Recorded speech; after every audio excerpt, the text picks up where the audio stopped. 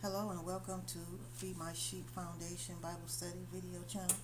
Today on the channel we're going to finish our Bible study we started in 2Chronicles. Well, not actually finish it, but we're going to continue it because we're on the 35th chapter today, and where Josiah is currently still reigning and ruling over Judah. And it begins with Josiah kept a Passover unto the Lord in Jerusalem, and they killed the Passover on the 14th day of the first month. So here we see Josiah getting ready to prepare a Passover, which was in the Old Testament referred to as like a feast and a ceremony, a celebration. And the Passover was also to commemorate the children of Israel coming out of bondage and then coming into freedom with the Lord, and how the Lord preserved them and brought them through. So they decided to, they came up with this process called the Passover because it was something they wanted to celebrate. And so this is the commemoration of that. And they have it. It's done every year. It lasts for a certain amount of time throughout the year. And so let's go ahead and get started on what actually happens during the course of it. And that's in this particular season and moment in time in the Old Testament. Verse 2 says, He set the priests in their charges and encouraged them to the service of the house of the Lord, and said unto the Levites that taught all Israel, he said, which were holy unto the Lord, put the holy ark in the house which Solomon the son of David, king of Israel, did build, and it shall not be a burden upon your shoulders. So serve now the Lord your God and his people Israel. So this is what the Levites taught, because they were the teachers in the house. They were responsible for the sanctification of the people and the sanctification of the house and the reading of the word. And then it says, and prepare yourselves by the houses of your fathers after your courses, according to the writing of David, king of Israel, and according to the writing of Solomon his son. And stand in the holy place, according to the divisions of the families of the fathers of your brothers, the people, and after the division of the families of the Levites. So kill the Passover and sanctify yourselves, and prepare your brothers, that they may do according to the word of the Lord by the hand of Moses. So see, here we have, they sanctify themselves also before the actual process, or during the process and before of the Passover, because again, it's all about a celebration of coming from bondage to freedom, and the Lord gave them that. And so therefore, as a part of the Passover, it's also a sanctification unto God, because he's the one that redeemed them out of the hands of the enemy at that time. So Josiah gave to the people of the flock. Now this is what King Josiah did. And he was King Josiah. He was over the tribe of Israel, reigning and ruling. So it says Josiah gave to the people and lambs. He gave them kids, all for the Passover offerings, for all that were present, to the number of 30,000, and 3,000 bullocks. These were of the king's substance. And his princes gave willingly unto the people, to the priests and to the Levites, Hilkiah and Zechariah and Jehiel, rulers of the house of God. And they gave unto the priests for the Passover offerings 2,600 small cattle and 300 oxen. So you see, they were giving to the tribe of Judah during this process and this celebration and the commemoration of coming out of bondage. And it says, Cananiah also the Shemiah, and Nathaniel his brother, and Hashabiah, and Jael, and Jozabad, chief of the Levites, they gave unto the Levites for Passover offerings 5,000 small cattle and 500 oxen. So the service was prepared, and the priests stood in their place, and the Levites in their courses, according to the king's commandment. And they killed the Passover, and the priests sprinkled the blood from their hands, and the Levites flayed them. And they removed the burnt offerings that they might give according to the divisions of the families of the people, to offer unto the Lord, as it is written in the book of Moses, and so did they with the oxen. So all of this ceremony was also recorded in the book of Moses, and they were just repeating it, doing what was said for them to do to commemorate the Passover, and as it had been written. And it says, and they roasted the Passover with fire according to the ordinance, but the other holy things sod they in pots, and in cauldrons, and in pans, and divided them speedily among all the people. And afterward they made ready for themselves and for the priests, because the priests, the sons of Aaron, were busied in offering of burnt offerings and the fat until night. Therefore the Levites prepared for themselves and for the priests, the sons of Aaron. So, and we always see Aaron, Moses, the Levites, always doing something regarding the service of the house of the Lord, because that is the tribe that God basically put over the ordinances of the house whenever he first established them as a people that would be his inheritance.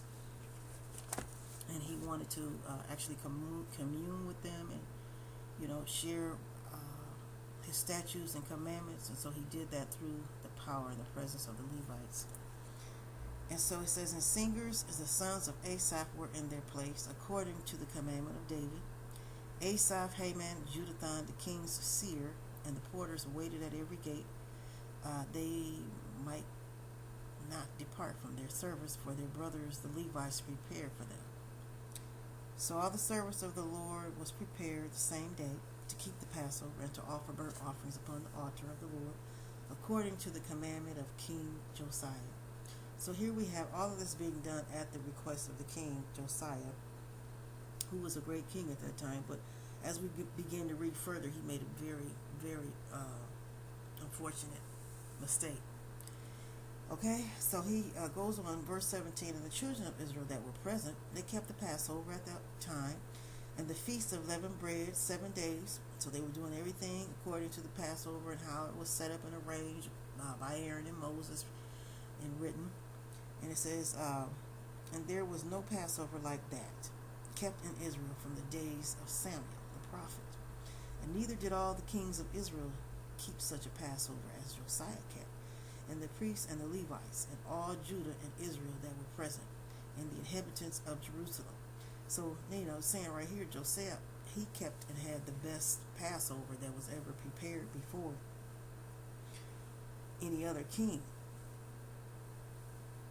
His was, according to this verse, his was one of the greatest that stood out, his Passover.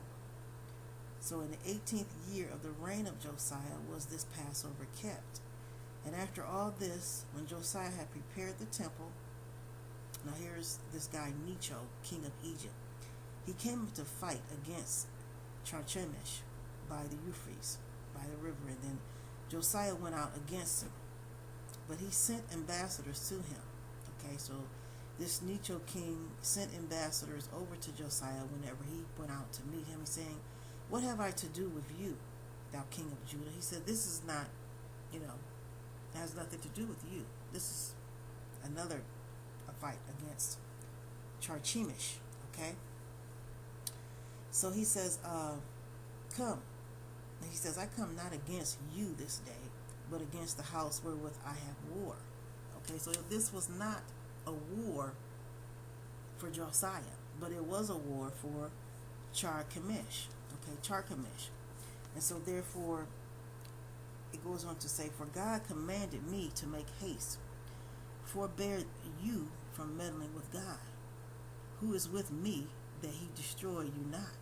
Okay, so even at what this King Necho was saying to Josiah, Josiah still did not hearken unto his words, because God has sent this king Necho to go to battle against this Carchemish.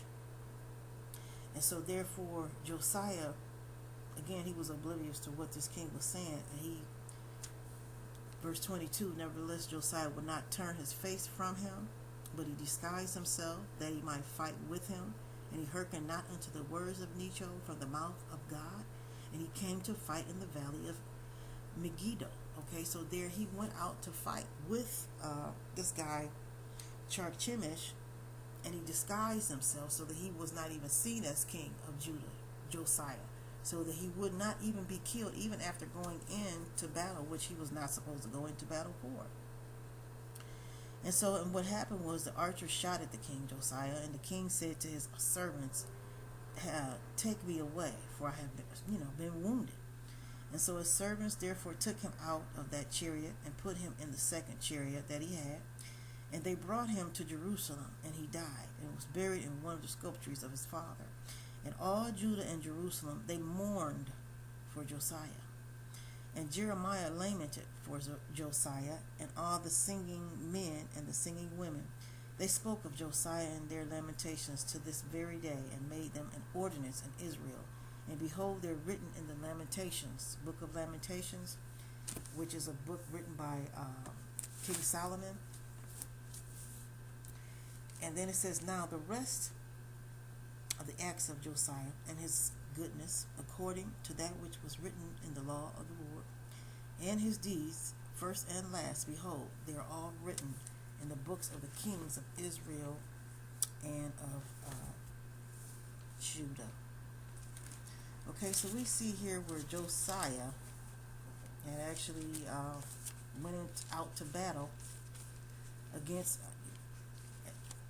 this king, after the king had told him, that this was not a war for him. This was a war for the guy in which he had set out to battle with. And so Josiah actually disguised himself. He changed his whole appearance just to go out there to be in battle, and he ended up getting killed, and therefore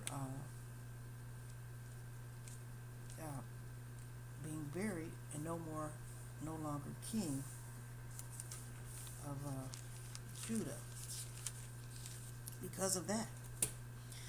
Okay, so that is going to bring us to the conclusion of our Bible study here today in chapter 35 of 2 Chronicles. God bless you, and I will look forward to studying with you as we continue to go forward here on the Feed My Sheep Foundation Bible study.